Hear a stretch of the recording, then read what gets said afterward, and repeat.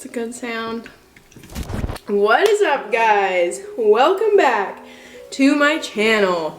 And if you're new here, welcome. My name's Ellie. I'm a certified personal trainer, certified nutrition coach, and I make videos on all things workouts, fitness, health, vegan yummy food, just all sorts of fun things. So if you like any of that, stick around. We'd love to have you. Hit that subscribe button. But today, we're going to be going through my current top 5 glute exercises for developing glute strength, glute size, all the good things. So these exercises are not the be-all end-all, although there are at least a couple staples I would incorporate regularly, but they are the 5 I've been doing most recently. So there are still plenty of other glute exercises that are great that I won't be talking about today, but you know, maybe if you're not doing one of these, you can throw it in, change things up a little bit. We're going to be going over equipment you might need, technique on how to do them, and form tips.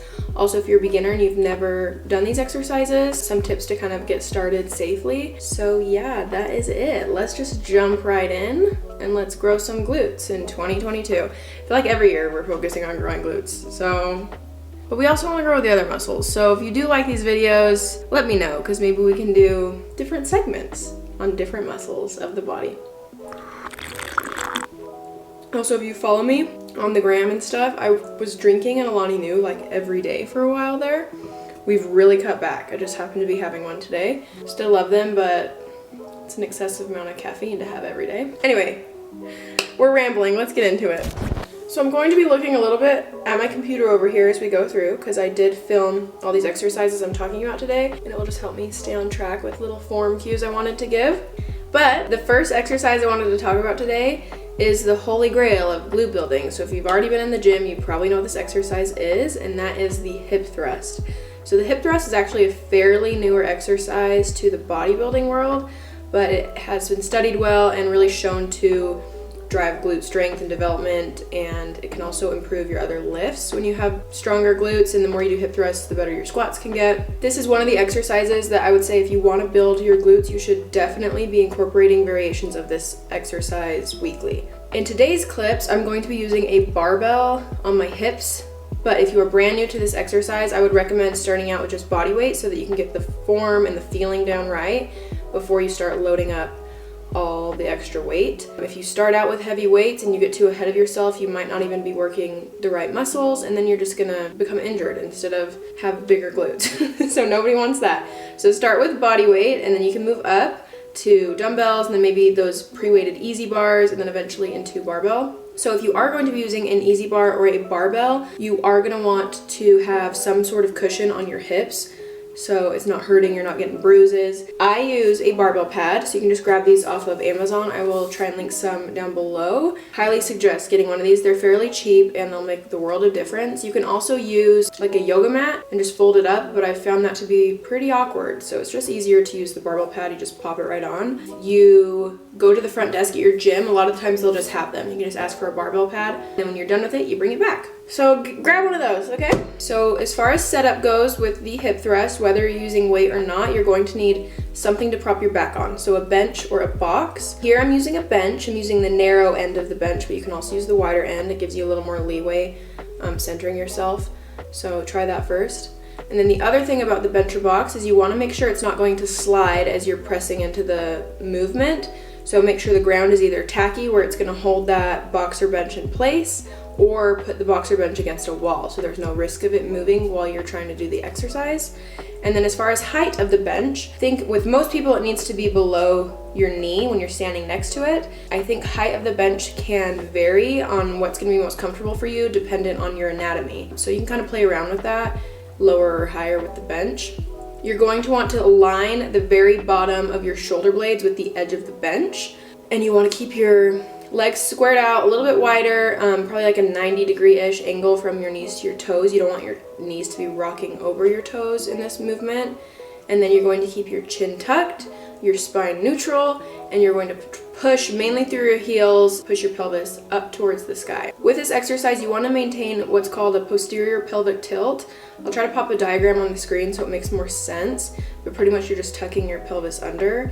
And at the very top of the movement, you should really just be feeling this in your glutes. And then again, with the foot stance, as far as how wide they are, if your feet are turned out at all. That also can kind of vary with your anatomy.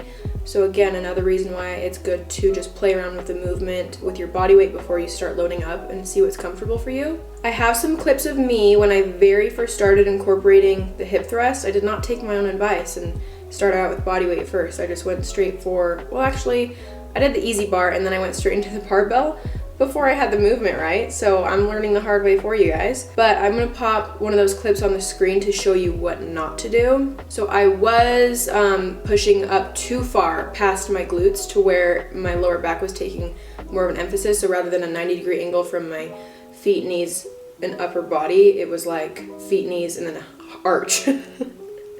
So I had an aching back for like a year or two there because I was doing these wrong. The other thing I was doing wrong is I was looking up towards the sky rather than keeping my chin tucked, and I was letting my spine arch at the bottom and at the top. Don't do any of that. And if you pay attention to my knees in these clips, you can see them rocking a little bit too much versus how they look now. Hip thrusts can be put in your workout routine between different rep ranges depending on how much weight you're using. I have done hip thrusts anywhere from like 5 to 6 reps when I'm loading them heavier versus even 20 reps if you were doing it as a burnout with heavier weight. So kind of just depending on where you're at. And then I wanted to give you guys a bonus exercise, but it's still pretty similar to this, so just a bonus, is the single leg hip thrust. So I started doing these when I was on my very first bikini prep, and I felt like I noticed a lot of glute development at that time and kind of attributed it to the single leg hip thrust. Not all of it, but I feel like it was very beneficial. And working these exercises, any exercise single leg, will only make you stronger when you are using both legs. So I would really give those a try too. So the setup for the single leg hip thrust is the same, but I don't use barbells. I've only ever done body weight, and I use a dumbbell and just kind of place it on my hips. Use a bench the same way, but I really love those as well. Okay, we're moving right along to exercise number 2. It is a sumo deadlift. So I like to incorporate variations of deadlifts, and there are quite a few. Romanian deadlifts, stiff leg deadlifts, conventional, trap bar, lots of different deadlifts. But today, we're just focusing on the sumo deadlift. So the way this kind of varies from the other ones is that you are in a wider stance and your feet are pointed slightly outward. And then the other thing is that your arms are more on the inside of your legs rather than the outsides of your legs. So first thing I want to talk about with the sumo deadlift is grip, which kind of applies again to all the other deadlifts as well, where you're using a straight bar. And that is using an overhand grip when you can, when the weight is not too much. It's the safest way to do it. So if you're new to deadlifting, just do an overhand grip. Once you start working up and you're getting into heavier weights and it's a little bit harder to hold the bar, I like to do an overhand underhand grip. So this just helps me be able to hold the bar better and lift the weight. If you are choosing to do an overhand underhand grip, make sure you are alternating which hand is overhand and which one's under with like every set. That's usually what I do. I just swap it as I go. This will make sure that you are keeping balance. So with your stance, again, play around with it, dependent a little bit on your anatomy, but it's gonna be wider. Your feet are pointed slightly outwards. I think in the past I have tried to point my feet a little bit too far. So again, why it's important to get the movement down before you're really challenging how much weight you're using. And this is a little bit harder for me to explain positioning verbally, so I'm just going to show you the clip and try and walk you through it. But you want to bend down, you want to keep your spine straight, and then right before you go to lift the weight, you want to engage your lats. And then you're thinking of this as kind of a hip extension, so you want your bum to move forward. So you're going to bring the barbell up and press your bum forward. Make sure again you're not overarching your back. We just want to have this completely focused in the glutes. We don't need to overextend at the top. As you're coming back down, initially you're going to hinge at your hips first, and then once the barbell gets to about your knee height is when your knees will start to bend. Another tip with really all exercises, especially this one, is do not watch yourself in the mirror. Do not look to the side to watch your movement. Don't even look up and like break your neck looking forward to watch your movement. If you need to watch your form, I suggest filming yourself and then watching it back when you're done with the exercise. You can just cause injuries by having your neck in weird positions. And then the last tip I wanted to give on these is that when I heard from a trainer, during the movement you want, if someone was standing in front of you, to be able to see your nipples. That's the exact analogy they gave. So kind of keeping your chest a little bit more up. Oh, and then one other thing I wanted to say too is as you are pulling the bar, once you get to the top, don't hunch your shoulders up at all. Just let your arms relax. You want your back muscles engaged, your lats. You just want to keep your neck long. I actually have been reincorporating this exercise more recently and feel like I've had to work on my form a bit. So I do have a clip of me doing the sumo deadlift where I feel like my bum was too high in the air at the start. So I'll pop that in so you can kind of see the difference. But let that be known too, even if you are new to an exercise or you're not sure if you're doing it perfectly well, don't let it scare you from attempting it. We all have to start somewhere, and I'm positive that everybody in the world has had somewhat incorrect form at some point. So I really think the only way to get better at something is to give it a go and try it out. Again, film yourself, watch how you're doing it, and see if you can find any tweaks you can make to your form to improve it over time. But don't let fear stop you, okay? Just like that, we're at exercise number 3. So exercise number 3 is our third and final compound lift. I wanted to mention that really quick. So compound lifts are anything that are going to be using multiple muscle groups. They're a little bit more taxing on the body, but you can get a bigger bang for your buck, and you can lift heavier with these exercises. So I highly suggest putting your compound lifts at the beginning of your workout where you can have more energy for them. And then we'll talk about isolation exercises a little bit later. But our third exercise and third compound lift is the reverse lunge. So just like the deadlift, there's tons of variations of lunges, but reverse lunges have been kind of one of my favorites. And you can probably guess I was gonna say this, but if you're new to this exercise, start out with just body weight, move up to dumbbells, slowly then move up to barbells. You could also do the reverse lunge on a Smith machine, which I think can be helpful too if you're newer to the exercise with keeping balance and stuff like that. But you're gonna start with your feet together. So whichever leg you're starting with, you're gonna step back on the opposite leg. Make sure you're keeping this movement slow and controlled. I have done this exercise where I'm stepping back too quickly with too much weight and strained the bottom of my moving foot. So just keep it slow and controlled. And then as you come back up out of the lunge, rather than moving your body upwards and then forward, you want it to be one motion, up and forward. Again, you can kind of play around with how far you step back, but my front leg, I keep it like a 90-degree angle about, and the back leg is maybe a little bit farther back than a 90-degree angle. And then I like to do one leg and then the other leg. You can also do this exercise alternating, but I kind of like to isolate one leg at a time. I feel like I get the most out of it. Now the reverse lunge still involves hip extension like the hip thrust and the deadlifts do, but you're gonna also involve a little bit more of knee extension here, which I also still like to incorporate. It's good to have a variety of exercises. And I'm the kind of girl that also wants to grow my entire leg, not just my glute. So if we can, you know, kill two birds with one stone and do it all in one exercise, I'm all about it. I've also found that this exercise can be a little bit more taxing in the way that I think it produces more lactic acid because it's so high volume, because you're kind of doing double the amount of reps because it's a single leg exercise. So if you start to feel a little bit lightheaded in between, which happens to me kind of frequently with these types of exercises, I just take a longer rest in between. Just sit down for a minute, gather myself. We don't want anybody passing out in the gym, okay? So just listen to your body. Okay guys, we're on our fourth exercise. This is our first isolation exercise, so we'll get into that. An isolation exercise is one that isolates a single muscle group. These aren't exercises you would necessarily PR on or load up a ton of weight. They kind of help to add volume to your workout, more activity in that muscle you're trying to target. So this exercise is the cable kickback. I feel like this is a big Instagram one. I remember doing this way back in the day, which I have videos of me doing it back in the day wrong, so I'll show you those in a second. But you're going to need an ankle attachment. I've also seen girls, and I've tried it with a handle where you just put your foot through the handle and then attach it to the cable. But I just feel like that's also a little bit more awkward, and if you're newer to this exercise, the things you can do to make it the least amount of awkward and just to get the movement right is best. So I use an ankle attachment. Again, they might have them at your front desk of your gym if you don't see them in the cable area. Otherwise, just grab one off Amazon because they are cheap. I'll link some down below. Mine's a Velcro attachment. I wrap it around my ankle, and then I just hook this little end to the cable. So I like to set the cable at the very lowest height, so it's right by my foot. Again, you don't need to be lifting the whole stack of weight. I typically keep cable kickbacks maybe in like as low as an 8 rep to 20 rep range, but I'd say more typically it's like 12 to 15 is where I hang out at. First thing you want to do is prop up your upper body. So whatever you're holding onto, make sure it's not the little poles that move the weight, because I've done that before. Gone to kickback and then I slammed the weight into my hand. So don't do that. Just make sure your hands are in a clear area. I do also think the angle of your upper body is gonna depend on where you feel it the most in your glutes, what helps you feel it the best. I kind of tend to lean a little bit more forward. And then I feel like this being called a cable kickback is a little bit deceiving because it's kind of more of a swing back. I'm not kicking directly back and like bending my knee all the way forward. It's kind of more of an arc movement.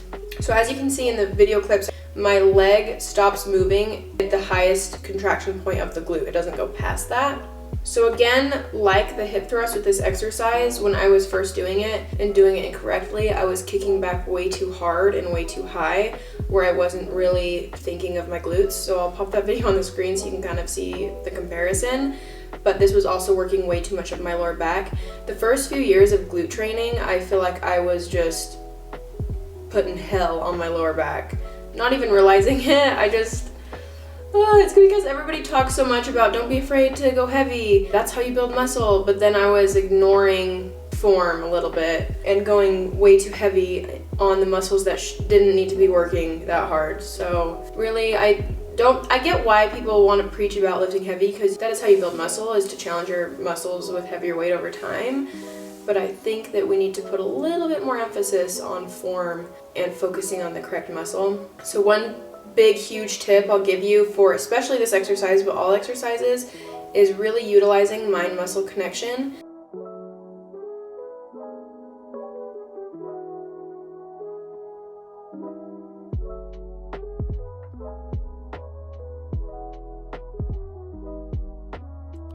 You'll get a lot more out of having a really solid mind-muscle connection with the muscle you're trying to work, maintaining proper form, than you will just focusing on how much weight you're lifting. So then again, with these types of exercises, isolation exercises, put them towards the middle or end of your workout. You need less energy for these, but they just help to add extra volume to your workout. And then again, since this exercise is a single leg and with the reverse lunges, I track which leg I start with so that I can at least alternate which leg I start with next time I do the same workout and just kind of keep things even it out, especially if I'm doing a superset. I'll keep track of which leg I started with so that we can keep things even. Can't believe it, but we're on the 5th and final exercise. So the 5th exercise is the 45-degree glute focused hyper. I really love this one. This one's a staple for me. And most commercial gyms have this equipment, so you should be able to find it. First thing you want to do is make sure the pad is at an appropriate height for how tall you are. You want the pad to hit right at your hip line or a little bit below so you can have a good range of motion. It's not hitting you in the gut. And then the other thing is to keep your feet on that platform. If you turn them out just slightly, you'll be able to target your glutes a little bit more. So with this motion, you're pretty much just hinging over the pad. In order to keep this glute focused, I cross my arms, hunch my upper back. Again, mind-muscle connection with the glutes, because this piece of equipment can also be used as a lower back exercise, just depending on your positioning and how you're using it. So for the glute tips, turn those feet out, hunch the upper back, mind-muscle connection with the booty. And you're also kind of keeping a posterior pelvic tilt here as well as it was with the hip thrust. If you're a beginner, again, to this exercise, body weight, you already knew what I was gonna say, but as you get a little bit better, you can hold a dumbbell. I'm holding a plate here to kind of increase the challenge. I also find it's a little bit more challenging if you hold the plate farther out from you rather than right on your chest. There is another variation of this exercise on the 90-degree piece of equipment. So it's the 90-degree hyper. It can also be used for like Nordic hamstring curls. It's the one right next to me, so I'll try and show you. But that's just gonna be an increased range of motion if you do the same exercise on it. So if your gym doesn't have the 45-degree, you could probably swap it out for the 90-degree. I also like that machine. One last thing I wanted to mention as well is you don't always have to move up in weight to have more of a challenge. You can also slow down the exercise, which just creates more time under tension. It's another way of improving. You can add more reps than you were doing before. You can take shorter rest periods. So there's multiple ways to increase and improve rather than just focusing on weight. So that's another good one for this, because sometimes you can cap out at how much weight you're using, especially on this exercise or the cable kickback. So it's nice to have other modes of improvement. But I think that's it for today's video. If you have any other questions on these exercises or want any other discussion on form, just leave them down below. This is kind of one of the first types of videos I've done like this, talking about form a little bit more in depth. So I may have missed some things, and hopefully everything made sense. But if it didn't, you let me know. If you like this video, be sure to give it a thumbs up. Let me know. I can make more of these. But anyway, thank you guys so much for watching, and I'll see you in the next video. Bye, guys.